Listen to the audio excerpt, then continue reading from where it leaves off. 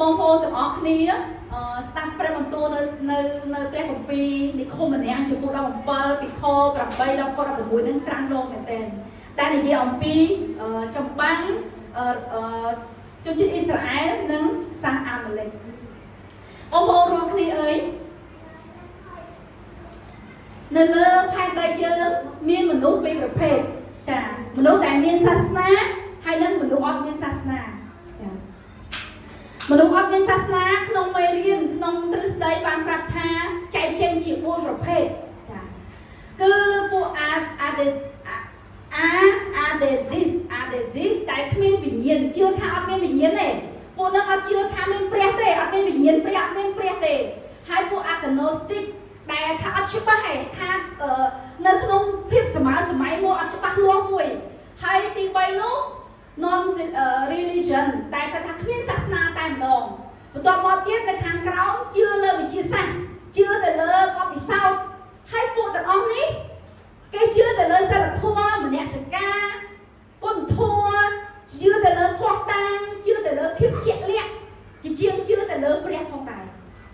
โดยเฉพาะมนุษย์เยอะสักไงกับโป้แต่ตัวประชาหนึ่งเปรี้ยจิตราแต่ก็ท่าขมิ้นเปรี้ยแต่เลยลงนี่เต้คือขนมคลั่งขนมออกจ้าขนมออกแต่การเปรี้ยงหน้าแต่ออกสองเกลียงกันไหนการโดนยกอยู่บนเนี่ยนะกันไหนคือขนมเถื่อนแต่ครูไอออกไม่เปรี้ยงหน้ามาช่วยขนมปานนึงเลยขนมเถื่อนการกันไหนขนมเถื่อนแต่ครูไอกำลังขนมเถื่อนแต่ไม่เปรี้ยงหน้ามาช่วยขนมหนาให้หนูจะจ้างกับโป้งแต่ตัวมันช่างนั่งเปรี้ยงชีวิตจ้าเอาเลิกครูไอพูดเลิกออกแต่เอาไว้พวกนั้นองค์รวมนี้ในขนมเปรี้ยกับปีตรงตรงกลางจะพวกผมไว้คอมัวกับคอแบบวนยัยท่าต้ามนุษย์เชี่ยวไว้เปิดในขนมเปรี้ยกับปีบางประท่าต้ามนุษย์เชี่ยวไว้แต่เปรี้ยหลุมเลิกบ้าเกยต้าโตมนุษย์พงเชี่ยวไว้แต่ปองสกุลเกยปองตั้งมนุษย์ล้างเตรียมจิ้มเตะแบบอาแต่ติ๊กเตะเอาไอ้แกบังเปี้ยเอาเสียได้ละอ้อเอาบังเปี้ยมนุษย์เอากรุ๊ปแจ้งอ่ำนาให้กรุ๊ปครองเลิศสัตว์เลิศทั่วมาชี้กันออกพอออกเลือกแกก็พูดขนาดเหม็นแต่โดยเฉพาะเยอะกว่าเยอะกันเป็นครูเยอะไหมคือเยอะชื่อมันรู้ดอกอ๋อจ้าแต่เปรี้ยชื่อมันจะบานตั้งล่างแต่พอออกเอาเยอะครุบครองเลยเอาไว้ถูกแบบย่างปนแต่พอออกมีตักมวยในขนมเชื่อพงเยอะรัวขนี้คือการโกรุบเขาคลาดดอกเปรี้ยชื่อมันจะพอออกแต่ตักมวยเอาเยอะรัวขนี้กรุ๊ปเนี่ยเอาไว้บริโภคเต็มออกแต่ตรงดำเชิดดำเขาตรึงหนึ่งดำเชิดชีวิตมันเอาไอ้รัวเคียปานปักตัวหนุนเลยเลยทั้งไอ้น่าแต่ไอ้ปักตัวเลยทั้งไอ้น่าแต่ไอ้บริโภคไอ้เนี่ยมีปัญหาแบบนั้นองค์โรคนี้ให้ไอ้บ้านจีบเรียกชีวิตจ้าดังเลยจองกับไหลนุ่มว่าการยืนโรคนี้เป็นโรคจองเอาเดินท้ายืนคือชื่อมันนุ่มยืนมันเป็นสิบเรียกกันหลายตัวไปพอเอาแบบนั้นตัวมากันยืนเอายืนออกชาอย่างนั้นก็ได้เอาหนูยืนกับกายอย่างนั้นก็ได้แต่ยืนเลยแต่ชื่อมันนุ่มแต่เติร์กาเปรี้ยแต่เติร์กาคลายพอแต่เติร์กาจุ่มนุ่มมีเปรี้ยที่มันจะทำได้เอาพอร้อนเคลียร์สักทำไมมันนุ่มยืนกับกายตัวซักชอบมาเต้เย้มาโมเคลียร์ผ่านมันนุ่มเอาชามาเต้กับกายยืนพอจิ๊บชอบมาเต้ผ่านมันรู้ยังชาขนาดเหม็นเต้นทำทั้งไงประกาศต่อ AI แต่ไอ้ช่วยน้องมันรู้มาจิตเชื่อมันรู้ยังชาเหม็นเต้นปนแต่โจยืนนั่งแท้ยืนเติร์กาเปรี้ยยืนนื้อเหมือนแม่จิบเปรี้ยยืนนื้อเติร์กาโขลุ่มดอกของเอาใครดอกของอาเมนจะมาจิตทั้งไงนี้ขยมจองเลยมวยจุ่มเงินแต่มากันยืนรอเคลียร์แท้มันดูยืนเติร์กาบอกตัวไปยืนชาอย่างนักเลยยืนในเติร์กาเปรี้ยของอาเมนแต่เราต้องการเปรี้ยบรรทุกพระองค์ไทยนี่วิ่งนะเปรี้ยบรรทุกพระองค์จำนองเชื่อเปรี้ยนี่สิเยโฮวานี่สิได้พระองค์ฟื้นการออกจากได้พระองค์กุ้งในจุดอิสราเอลพระองค์เอาอิสราเอลชนะรอแต่ปัญหาพระองค์ฟื้นการออกจากจิตเชื่อพอได้ขยมจองสู้สมบูรณ์มวยแบบการบอมโอรอคลีนะถ้าให้เอาไว้บ้านชีพพระองค์เอาลงยูสวยแต่เธอสังเกตเอาลงมูเซแต่เลิกพนมอธิษฐาน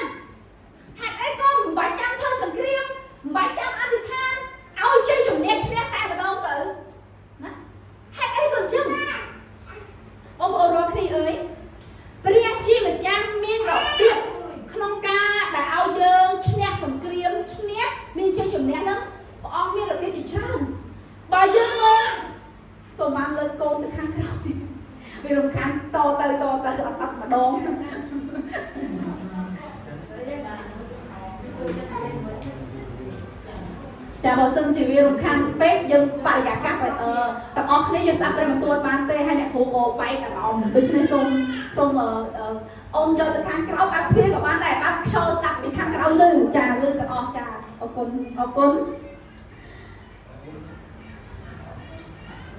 ចូលត្រឡប់មកកាន់ព្រះបន្ទូលព្រះអង្គវិញអ្នកមុនហ្នឹងអ្នកគ្រូសួរថា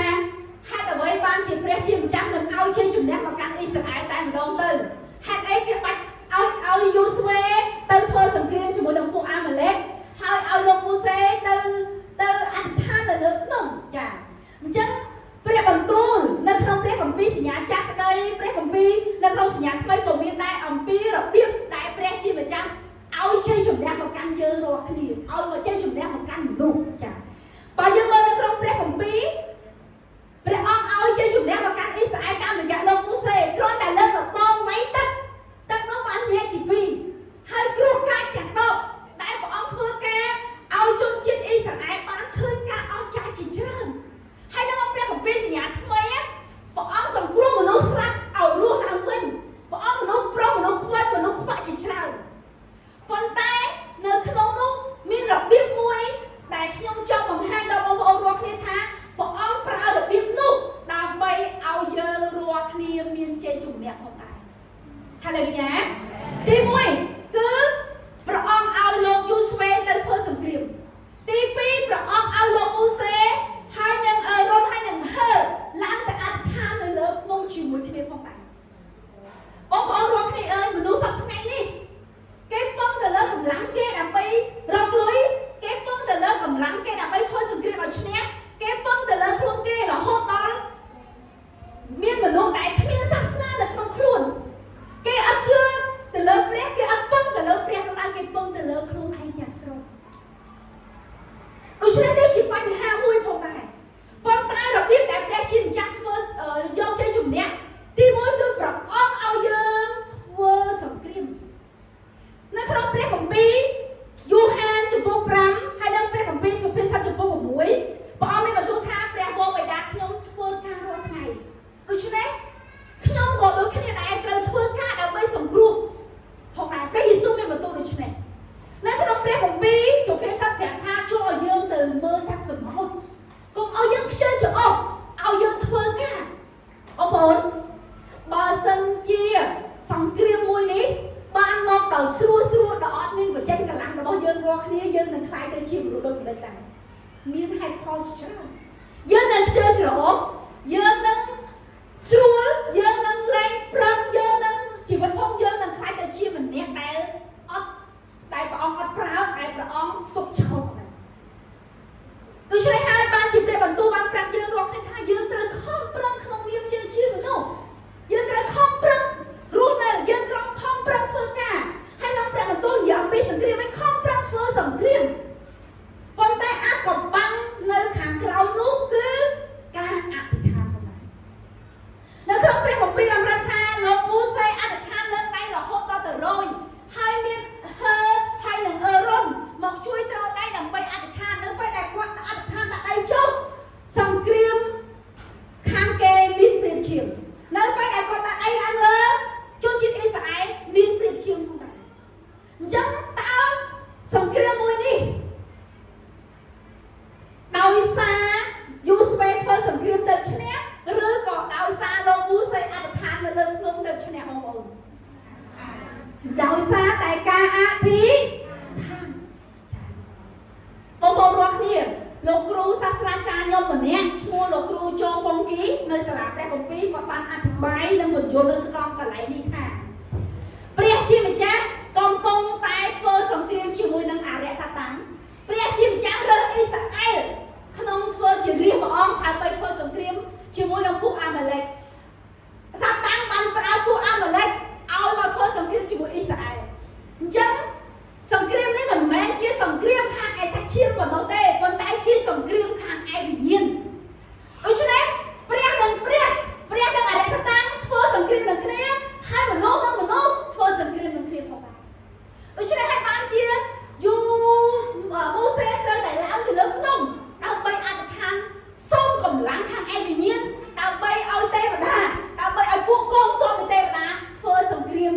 ជាមួយនឹងអារក្សសាតានផងដែរហើយបើសិនជាសង្គ្រាមនេះចាញ់ស្មើនឹងព្រះចាញ់ផងដែរដូច្នេះបានជាព្រះអង្គឲ្យទាំងពីរក្នុងការដែលធ្វើសង្គ្រាមធ្វើទាំងពីរគឺដោយប្រើកម្លាំងនៃមនុស្សហើយនឹងប្រើកម្លាំងនៃខាងឯវិញ្ញាណដោយការអធិដ្ឋានដែរហាឡេលូយ៉ាអាមែនបងប្អូនព្រះអង្គជាព្រះដែលជ្រាបគ្រប់ទាំងអស់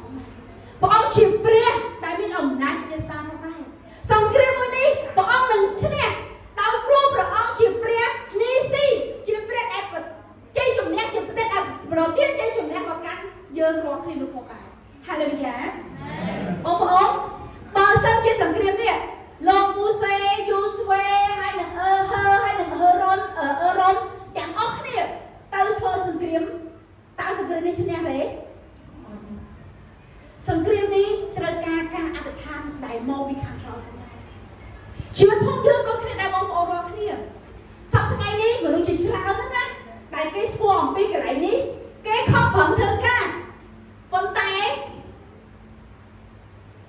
អ្នកដែលជឿបដាពុទ្ធឬក៏ជឿសាសនាផ្សេងគេធ្វើអីគេបងប្អូនគេសែងមកនឹងបាត់តបខ្វាក់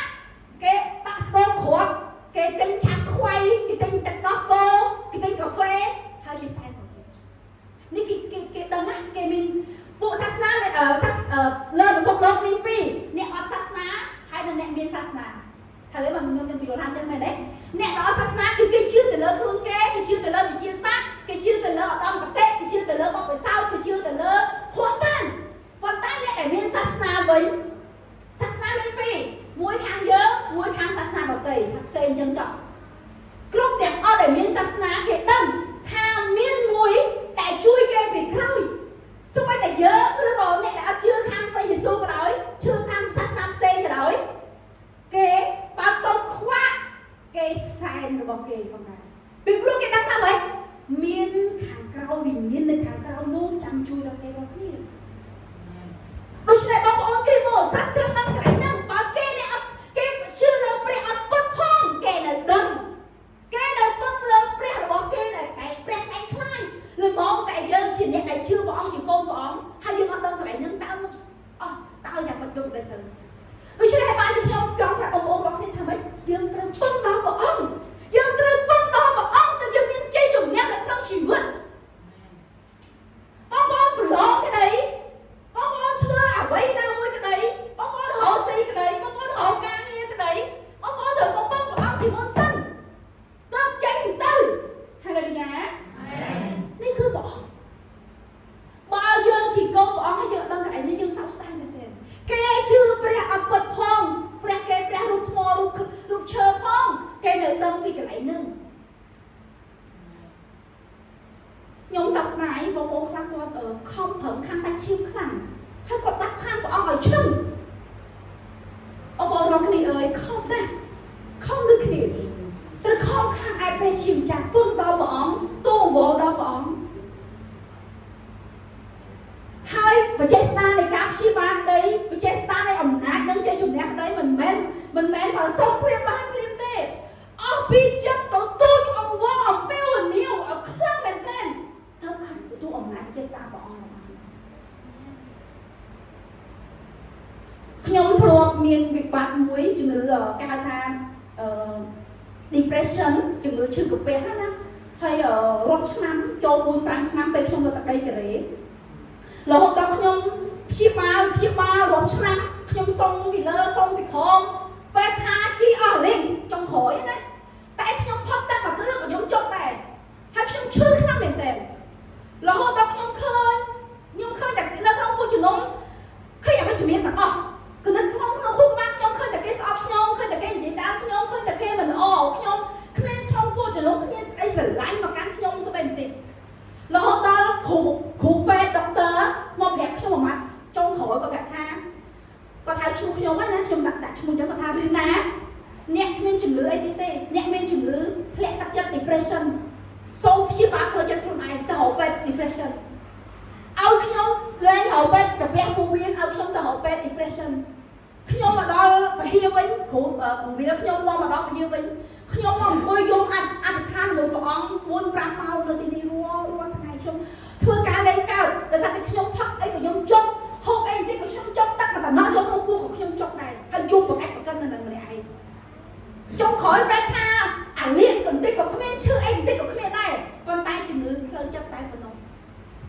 បងអើយពេលនោះខ្ញុំដឹងថាខ្លួនប្រាណខ្ញុំមិនមែនជាបញ្ហាជំងឺតែគឺខាងវិញ្ញាណខ្ញុំជាមួយព្រះមានបញ្ហាជំងឺខ្ញុំចាប់ផ្ដើមយំខ្ញុំចាប់ផ្ដើមអធិដ្ឋានខ្ញុំចាប់ផ្ដើមមើលទៅកាន់ពុទ្ធជំនុំឲ្យល្អខ្ញុំចាប់ផ្ដើមប្រែប្រួលខ្ញុំចាប់ផ្ដើមផ្លាស់ប្ដូរបងប្អូនជីវិតផងយើងមានពីរទៅជាមួយគ្នាទីមួយខាងឯសាច់ឈាមយើងខាងក្រៅការខំប្រឹងព្យាបាលក្តីធ្វើការអ្វីក្តីពេលដែលយើងទទួលអំបោះអស់ពីចិត្តទៅយើងជា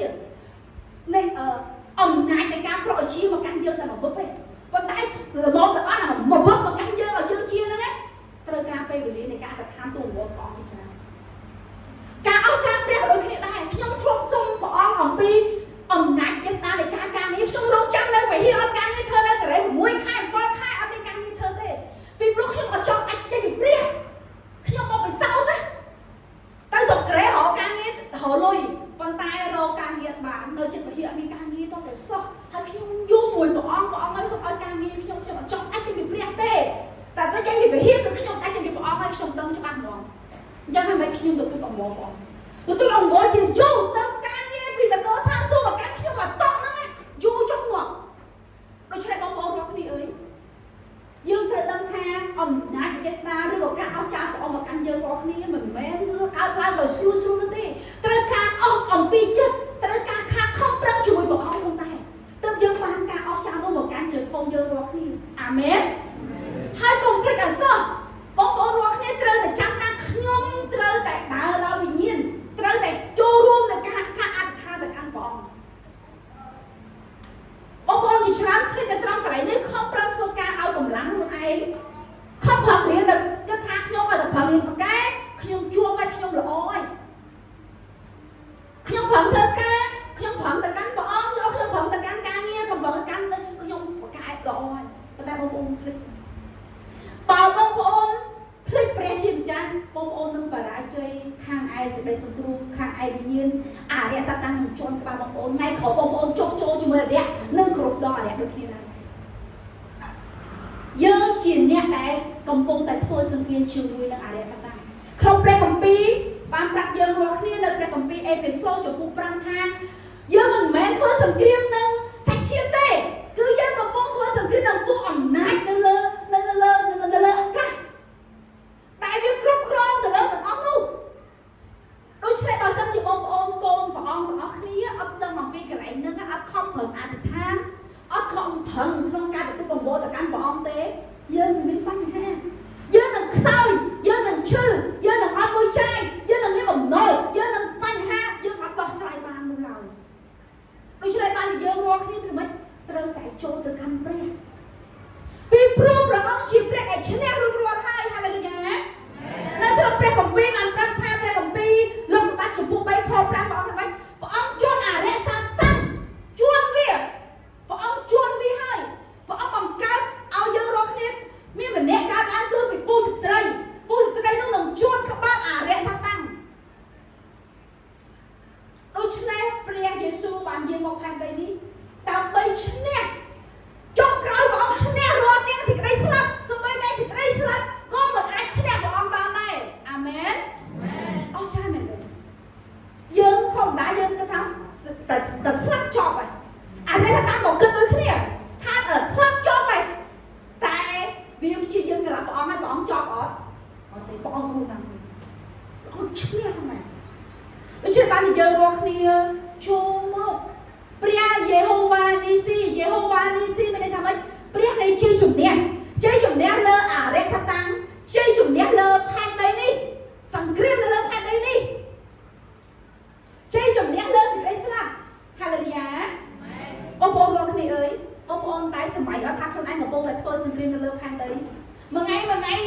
បើអ្នកទេមានបងលាក់ឬក៏ម៉ែគ្រប់គ្នាតែទេគ្រប់ក្រាក់សម្អាតអូ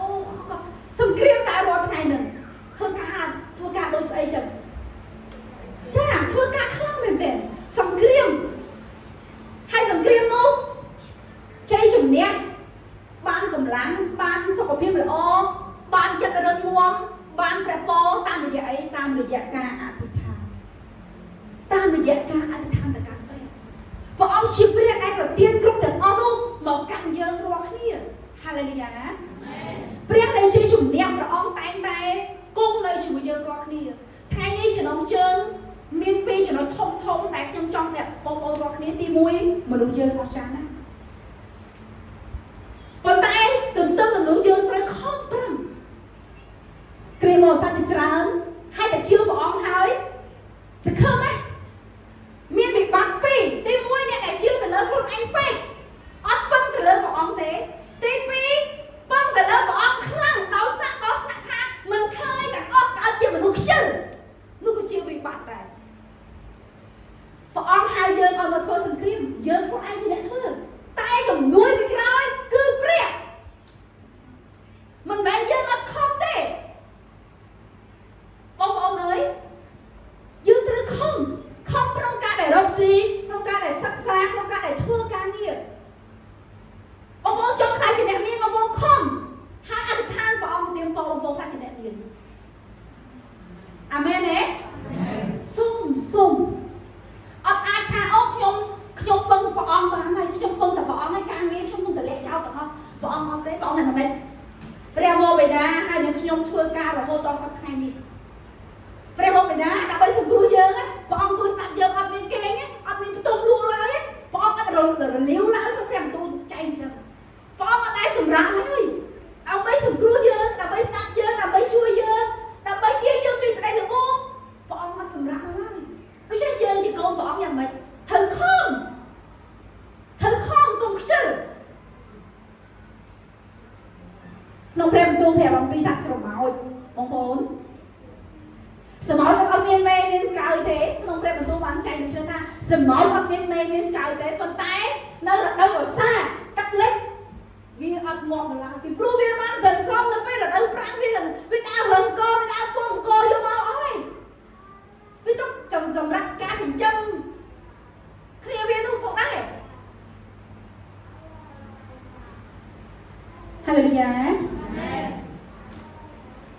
យើងក៏ដូចគ្នាដែរយើងត្រូវខំក្នុងការធ្វើការងារខំទៅសំទុកខំតបបំណុលខំឲ្យបានប្រសើរឡើងផងដែរខ្ញុំមើលក្នុងប្រវត្តិសាស្ត្រព្រះគម្ពីរណាអ្នកដែលជឿដល់ព្រះអង្គមានតែហោរានៃព្រះតែប៉ុណ្ណោះតែវេទនាក្រៅពីនោះតែជាអ្នកមានអាប់រ៉ាហាំយូសេបឬក៏ម៉ូសេ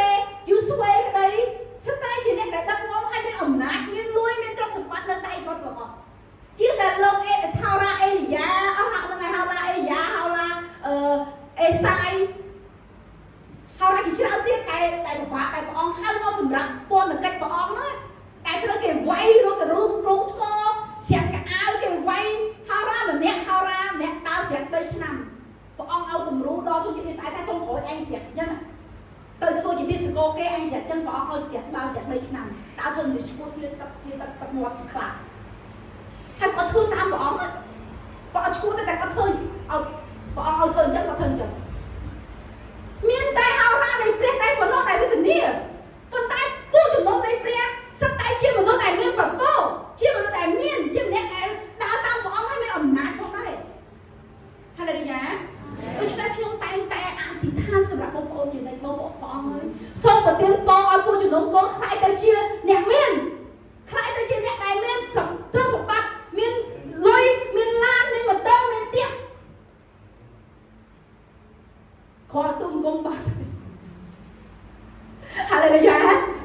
តែបងខ្ញុំជឿថាបើសិនជាយុវជនយើងឬក៏បងប្អូនយើងទៅទីនេះខ្លាយទៅជាអ្នកមានពួកជំនុំអ្នកមានព្រះវិហារយើងនឹងខ្លាយទៅជាអ្នកមានអ្នកគ្រូនឹងខ្លាយជាគ្រូរបស់អ្នកមានដែរអាមែនទេអាមែនទេចា៎ដូច្នេះសូមទុកចិត្តព្រះអង្គអធិដ្ឋានហើយខំប្រឹងធ្វើការខំប្រឹងអធិដ្ឋានខំប្រឹងធ្វើការអាមែនបងប្អូនម៉ូសេឡើងទៅអធិដ្ឋានចុកដៃណាព្រះអង្គឲ្យលើកដៃអញ្ចឹងរហូតអង្គឲ្យរ៉ុនហើយនឹងមកជួយត្រោដៃគ្នាត្រៃនឹងសំណាងអីគឺការប្រដុំគ្នាអធិដ្ឋានកម្លាំងនៃការអធិដ្ឋានមិនអាចម្នាក់ឯងបាននោះឡើយចឹងបានជាយើងមានការប្រកបថ្ងៃពុធក្តីថ្ងៃសុក្រក្តីដើម្បីអធិដ្ឋានសម្រាប់គ្រួសារបងប្អូនអធិដ្ឋានសម្រាប់ពលជំនុំអធិដ្ឋានសម្រាប់ប្រទេសកម្ពុជាយើងត្រូវការអធិដ្ឋានបើអញ្ចឹងទៅយើងនឹងបរាជ័យផងដែរអាមែនដូច្នេះសូមបងប្អូនរាល់គ្នាត្រូវដឹងថាអូខ្ញុំជាអ្នកដែលត្រូវតែអធិដ្ឋាន ត្រូវទៅតែអ្នកដែលរួមក្នុងការអធិដ្ឋានរបស់ផងដែរខ្ញុំមិនអាចមិនអាចបដ ாய் បានឡើយសូមព្រះប្រទានពរដល់បងប្អូនទាំងអស់គ្នាខ្លាយទៅជាមនុស្សមានពរដល់ពោពេញនៅក្នុងជីវិតផងយើងរាល់គ្នាខ្លាយទៅជាមនុស្សអស្ចារ្យនៃព្រះអាមែនអាមែនចំណុចទី2ខ្ញុំសូមខែបឡើងវិញគឺព្រះអង្គជាព្រះដែលមានជ័យជំនះព្រះអង្គរួមនឹងការដែលមានជ័យជំនះនោះគឺការអធិដ្ឋានអញ្ចឹង3ចំណុចដែលយើងរៀនជាមួយគ្នាទី1យើងពិតជាអស្ចារ្យណាស់ដែលព្រះជាម្ចាស់ប្រើដែលព្រះអង្គឲ្យអំណាចយើងដែលព្រះអង្គគង់នៅជាមួយយើងទី2ជ័យជំនះ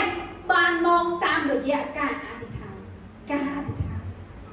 បងប្អូនទាំងអស់គ្នាជឿទៅលើការអធិដ្ឋានដែរទេជឿទេជឿខ្ញុំថ្មីនៅប្រហែលជាប្រហែលដើមខែនេះណាអ្នកគ្រូកូរ៉េគាត់ឈ្មោះខ្ញុំអ្នកគ្រូរតនាអ្នកគ្រូសីមុតទៅកម្មវិធីសិក្ខាសាលារបស់ជនជាតិកូរ៉េបេសកជនកូរ៉េក៏មានខ្មែរសោះមានតែខ្ញុំ3នាក់ឯងតែចេះស្ដាប់កូរ៉េអញ្ចឹងទៅគេឲ្យយើងចូលទៅដែរពហិដែលមកធ្វើសិក្ខាសាលាហ្នឹង free ឲ្យទាំងអស់ស្ថានភាពកន្លែងស្នាក់នៅល្អការហូបចុកកាហ្វេសិតឆ្ងាញ់7 8ពេទ្យពី3ថ្ងៃជាប់គ្នាគឺលុយច្រើនមែនទេប៉ុន្តែអ្វីដែលខ្ញុំមើលឃើញបងប្អូនមិនមែនកន្លែងហ្នឹងខ្ញុំចង់ប្រាប់នោះគឺគេអធិដ្ឋានឲ្យអ្នកដែលចូលរួមក្នុងកម្មវិធីហ្នឹងណា7ខែមួយថ្ងៃ6ម៉ោង6ម៉ោងគេមកបរិហាអង្គុយអធិដ្ឋានឲ្យពួកយើងដែលនៅខ្មែរគេថាបេសកជនហត់នៅណាលះបង់សេចក្តីសុខផ្ទាល់ខ្លួននៅប្រទេសកូរ៉េមកអំពីកណ្ដាលថ្ងៃធំដើរផ្សាយនឹងល្អមកមិនអត់ចេះភាសាផងអីផងពេលខ្លះគេស្អប់វិញទៀតអីផងអញ្ចឹងគាត់អធិដ្ឋានយំពីកូរ៉េសម្រាប់បេសកជនសម្រាប់ទឹកដីកម្ពុជាយើងរកហើយខ្ញុំមើលអ្វីដែលខ្ញុំកោតស្ញែងណាក្រុមជំនុំគេមកអធិដ្ឋានជាច្រើនអ្នកមួយថ្ងៃ6ម៉ោងក្បាលប្រឡប់រហូតដល់ម៉ោង2ដល់ម៉ោង1យប់អស់ចាំមែនទេបងប្អូនយើងនៅទីនេះអធិដ្ឋានតែ5 10នាទីរៀនមើលមកឲ្យយូរមែនអ្នកគ្រូរៀនលើសបន្តិចហើយនេះលើសហើយម៉ោង9ទៅចេញបន្តិចគ្រូលើសហើយធ្វើតែគេមិនអត់ទេបងប្អូនអើយ6 7អង្គគេអង្គុយអធិដ្ឋានទៅកាន់ព្រះដូច្នេះសូមឲ្យបងប្អូនរាល់គ្នាជាមនុស្សអធិដ្ឋានយើងគិតថាខ្ញុំអធិដ្ឋានហើយណូការអធិដ្ឋានរបស់យើងវាស្មើនឹងមិនសមមិនសមមិនសមហើយគេមានតែដុំគេចាំតែណែបើកតែពោយោដូច្នេះបងប្អូនរាល់គ្នាអើយសូមឲ្យយើងរាល់គ្នាជាមនុស្សអធិដ្ឋាននៅផ្ទះដាក់ម៉ោងអង្គុយដាក់ម៉ោងកន្លះម៉ោង1ម៉ោងអង្គុយអធិដ្ឋានទៅកាន់ព្រះអង្គរួមតែខ្ញុំតែប្រាប់ខ្លួនឯងថាខ្ញុំត្រូវតែអធិដ្ឋានទៅកាន់ព្រះអង្គដូច្នេះសូមបងប្អូនយើងទាំងអស់គ្នាផ្លាស់ប្រែមិនមែនតែខ្ញុំហើយក៏មិនមែនតែបងប្អូនខ្ញុំបរិយាបងប្អូនថាខ្ញុំអត់ធ្វើ no យើងធ្វើជាមួយគ្នាយើងខំជួយគ្នាទៅកាន់ព្រះបងប្អូនចង់ជាជំនឿបងប្អូនចង់រីកចម្រើនបងប្អូនចង់រស់បំណុលបងប្អូនចង់ខ្លាចតែជាអ្នកមានបងប្អូនចង់រៀនពូកែបងប្អូនចង់ចប់នៅការងាររបស់បងប្អូនការសិក្សារបស់បងប្អូនសូមអធិដ្ឋានទៅកាន់ព្រះអធិដ្ឋានទៅកាន់ព្រះហាឡូយ៉ាហាឡូយ៉ាសូមព្រះប្រទានពរដល់បងប្អូនទាំងអស់គ្នាព្រះនៃជ័យជំនះគង់នៅជាមួយបងប្អូនទាំងអស់គ្នាព្រះនៃជ័យជំនះប្រទានព្រះពរមកកាន់បងប្អូនទាំងអស់គ្នាព្រះនៃជ័យជំនះព្រះអង្គចាំតែជួយបងប្អូនទាំងអស់គ្នាពីក្រោយតែប៉ុណ្ណោះអាមែននៅក្នុងព្រះគម្ពីរម៉ាថាយបងប្អូនចាំនៅព្រះគម្ពីរម៉ាថាយរកស្វែងរកអីខ្លះម៉ាក់បងប្អូនទាំងអស់គ្នាស្វែងរកអីទៀតចូលសូមចូលរកចូលគោះចានៅព្រះគម្ពីរម៉ាថាយចំពុក7ខ្ញុំអានជូនណាចូលសូមនោះតែងនឹងបើកឲ្យអ្នកចូលរកនោះតែងនឹងឃើញចូលគោះនោះតែងនឹងបើកឲ្យអ្នកព្រះអង្គឲ្យបើយើងអត់សូមអត់បានបើយើងអត់ទៅរកអត់ឃើញអត់មានទេអត់បានអត់ទេហើយបើយើងអត់គោះក៏អត់ដែរតោះតែយើងអ្នកចេញទៅអ្នកធ្វើទៅព្រះអង្គឲ្យហាឡូយ៉ាព្រះអង្គជាព្រះដែលទានជាជំនះមកកាន់យើងរាល់គ្នាប៉ុន្តែឲ្យយើងជាភីជាអ្នកដែលធ្វើខ្លួនដែរហើយព្រះអង្គបង្កើតយើងមកហើយព្រះអង្គបង្កើតយើងមកបើសិនជាព្រះអង្គជាជំនះដែរព្រះអង្គជាជំនះខ្លួនឯងធ្វើខ្លួនឯងចុះព្រះអង្គកើតយើងមកទៅអី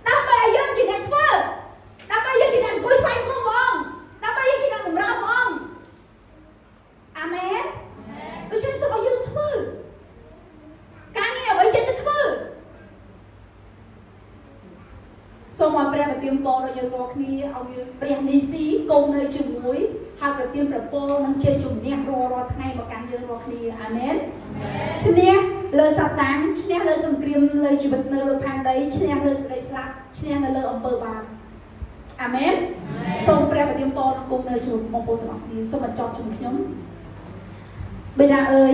អូនអរប្រគុណនឹងលើកដំកើងដល់ព្រះអង្គបិតាមនុស្សនៅលើផែនដីសពថ្ងៃនេះទោះប្រឆាំងនឹងព្រះដោយលើកខ្លួនឯងខ្ពស់លើអស់ទាំងអ្វីៗក្នុងព្រះបន្ទូលបានចែងថាព្រះអង្គឲ្យអំណាចមកកាន់គេព្រះអង្គឲ្យសេរីល្អមកកាន់គេប៉ុន្តែគេនៅតែក្រោមព្រះជាម្ចាស់ប៉ុន្តែមនុស្សសពថ្ងៃនេះទោះប្រឆាំងនឹងព្រះបន្ទូលទោះនឹងប្រឆាំងនឹងព្រះអង្គដោយមិនកោតខ្លាចដល់ព្រះមិនកោតខ្លាចដល់ព្រះអធិការដែលបង្កើតពួកគេរាល់គ្នានោះឡើយបិតាអើយសូមអត់ទោសរាល់តែអំពើបាបទាំងឡាយសូមឲ្យយើងខ្ញុំរាល់គ្នាដែលជាកូនព្រះអង្គនៅទីនេះនៅកន្លែងនេះបានដឹងថាព្រះអង្គគឺជាព្រះហើយយើងកោតខ្លាចដល់ព្រះអង្គគោរពដល់ព្រះអង្គជានិច្ចផងដែរទោះបីយើងខ្ញុំមានសមត្ថភាពខ្ពស់យ៉ាងណាក្តីទោះបីយើងខ្ញុំអាចចេះធ្វើអ្វីចេះធ្វើកប៉ាល់ហោះចេះធ្វើទូរស័ព្ទចេះធ្វើ AI បកែយ៉ាងណាក្តីប៉ុន្តែកូននៅត្រូវការទ្រង់កូននៅគោរពព្រះអង្គកូននៅកោតខ្លាចព្រះអង្គកូននៅតែជាមនុស្សនៅឡើយកូនមិនមែនជាព្រះនៅឡើយព្រះអង្គអើយសូមឲ្យយើងខ្ញុំដឹងនៅត្រង់ចំណុចនេះត្រង់គ្រប់គ្នាហើយឲ្យយើងខ្ញុំដឹងហើយយើងខ្ញុំខំក្នុងការរស់នៅឲ្យចេះកោតខ្លាចព្រះអង្គហើយខំប្រឹងក្នុងជីវិតនៅលើផែនដីផងដែរហើយបន្ទាប់នោះឲ្យយើងខ្ញុំខំប្រឹងក្នុងការអធិដ្ឋានខាងឯវិញ្ញាណសង្គ្រាមខាងឯវិញ្ញាណព្រះកំពុងតែធ្វើសង្គ្រាមជាមួយនឹងអរិយសត្តាំងហើយយើងខ្ញុំក៏កំពុងតែធ្វើសង្គ្រាមជាមួយអរិយសត្តាំងដូចគ្នាដែរដូច្នេះសូមឲ្យយើងខ្ញុំអធិដ្ឋានទៅកាន់ព្រះអង្គទូលរង្វល់ទៅកាន់ព្រះអង្គឲ្យយើងខ្ញុំមានជ័យជំនះខាងឯវិញ្ញាណឈ្នះរាល់តែអំណាចនៃសេចក្តីអាក្រក់អំណាចនៃសាតាំងទាំងឡាយនោះផងដែរបិតាឲ្យសូមព្រះអង្គប្រទានពរដល់ពលជំនុំទាំងអស់គ្នាឲ្យស្រឡាញ់ការថ្វាយបង្គំស្រឡាញ់ព្រះជាម្ចាស់ហើយស្រឡាញ់នៅការអធិដ្ឋានហើយអានព្រះបន្ទូលព្រះអង្គផងដែរសូមព្រះវិញ្ញាណបរិសុទ្ធគង់នៅជាមួយពួកគាត់បណ្ដាចិត្តគាត់រាល់ថ្ងៃឲ្យគាត់ជាអធិដ្ឋានទទួលរង្វាន់អត់ឈប់ឈរនៅក្នុងជីវិតគាត់ទៅកាន់ព្រះអង្គម្ចាស់ផងដែរបិតាអើយសូមឲ្យថ្ងៃនេះតាមរយៈអត្ថបទនៃព្រះបន្ទូលថ្ងៃនេះយើងខ្ញុំរាល់គ្នាមានជ័យជំនះចេញទៅវិញមានជ័យជំនះចេញទៅវិញមានជ័យជំនះលើបញ្ហាលើទឹកចិត្តខ្លួនឯងលើបញ្ហាស្មុគស្មាញលើការខ្វល់ខ្វាយលើអ្វីៗក្បែរយ៉ាងនោះឲ្យយើងបានប្រកាសអំពីជ័យជំនះរបស់ព្រះយេស៊ូវគ្រីស្ទផងដែរបិតាអើយសូមព្រះអង្គគង់នៅជាមួយបងប្អូនទូបង្គំយើងខ្ញុំទាំងអស់គ្នាអរព្រគុណព្រះអង្គគង់សូមថ្វាយការអធិដ្ឋានបញ្ចប់នៅពេលនេះក្នុងព្រះនាមព្រះម្ចាស់ព្រះយេស៊ូវគ្រីស្ទអាមែនសូមអន្តរ